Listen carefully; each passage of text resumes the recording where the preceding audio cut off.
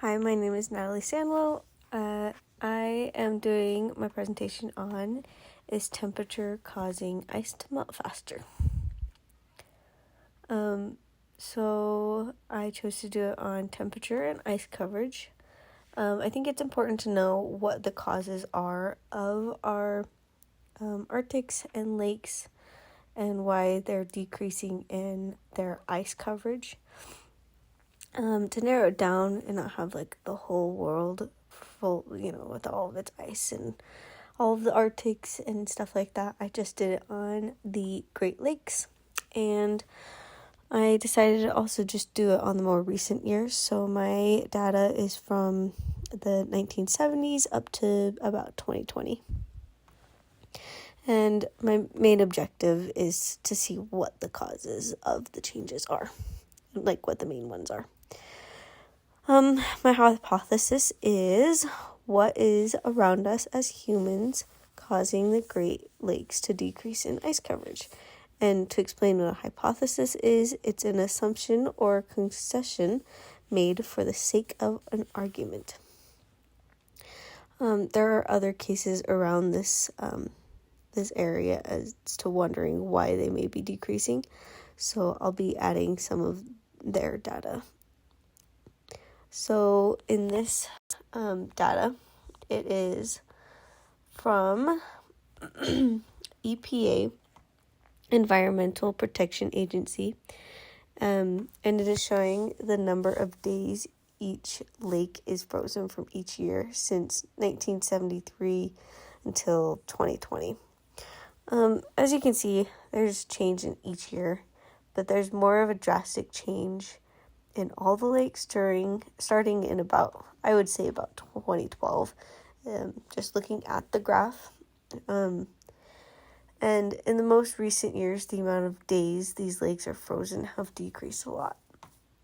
So there's also another graph that, it's just a spreadsheet that shows how, what the average was for that year, or how many days it was for that year.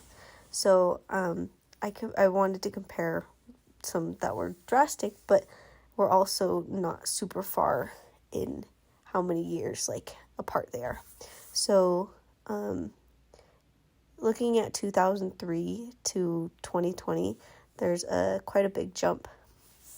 In 2003, it was 105 days for Lake Superior, 119 for Lake Michigan, 102 for Lake Huron, 81 for Lake Erie, and 103 for Lake Ontario. While in 2020, it was 6 days for Lake Superior, 88 for Lake Michigan, 72 for Lake Huron, and 7 for Lake Erie, and 54 for Lake Ontario. So, that was only a 17-year jump, difference, and that's not very long. So what caused that to happen so fast? So we've had fossil fuels and green gases and deforestation for way longer than just 17 years, but within those 17 years we've used it more frequently than we have in the past. So these are the biggest reasons why the temperatures are rising and causing ice to decrease. According to Marine Bio, fossil fuels are problematic to the environment and human health. It causes climate change, air pollution, water pollution, resource depletion, health impacts, environmental destruction, dependency, and geopolitical issues. Greenhouse gases release a lot of carbon dioxide, which traps heat and leads to temperatures rising. So with the temperature rising, there's more ice melting and higher levels of water. As I talked about earlier, fossil fuels are the main reason for temperatures rising. So the main thing as humans, we can try and reduce the amount of fossil fuels and continue to find new ways to do our daily tasks. So what happens when ice cover decreases. And this is just for the Great Lakes. So this is what's been happening the past couple of years since the ice levels have lowered.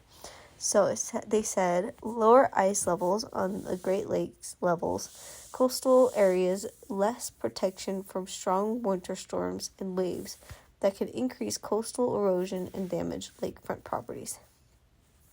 This erosion, it can, in turn, lead to excessive sedimentation problems and even severe flooding. In contrast, lake ice cover helps minimize erosion and protect lakeshore properties and developments.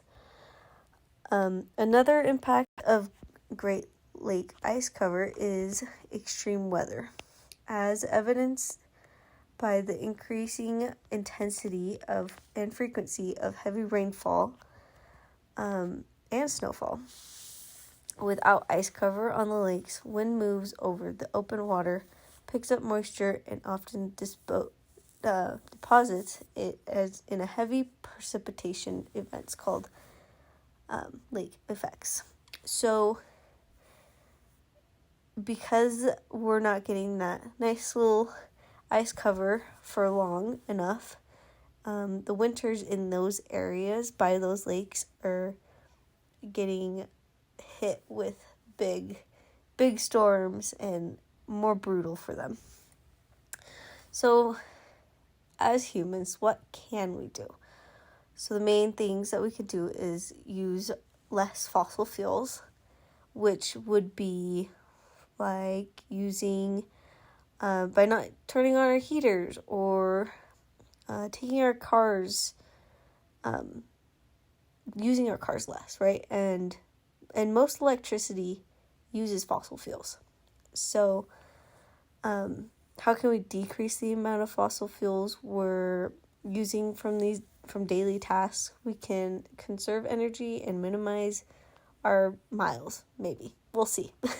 It's difficult when you have to travel for work or you commute far for work. So taking a bike may not be your option, or if it's freezing outside and you don't want to ride your bike. To conserve energy, so the other thing is you can save energy by using less, or find more efficient ways to use your energy. So to conserve your energy, we can turn off lights, use our computers less, TVs, video games, and any electronic, and make sure that they're off when we're not using them. Trying to use less air conditioning is another way to conserve energy, although it may be very difficult when it's really hot out. But earlier I said that we could use our heaters, that using our heaters can emit fossil fuels. So for me and my husband, we're doing great this winter because we still haven't turned on our heater.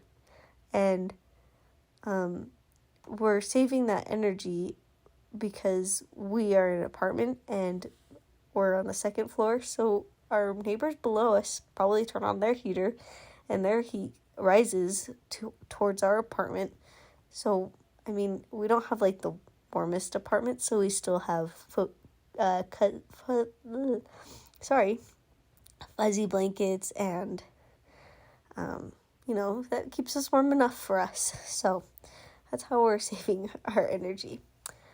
But in conclusion, in the end, the Great Lakes are decreasing in ice coverage because the temperatures are rising.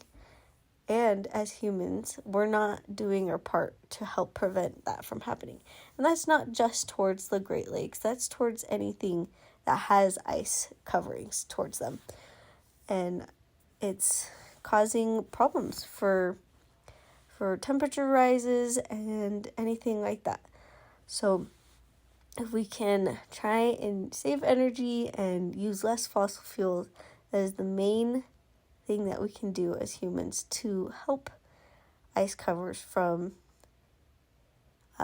decreasing in how long they last. So, yeah. And this is my works cited. And yeah, thank you.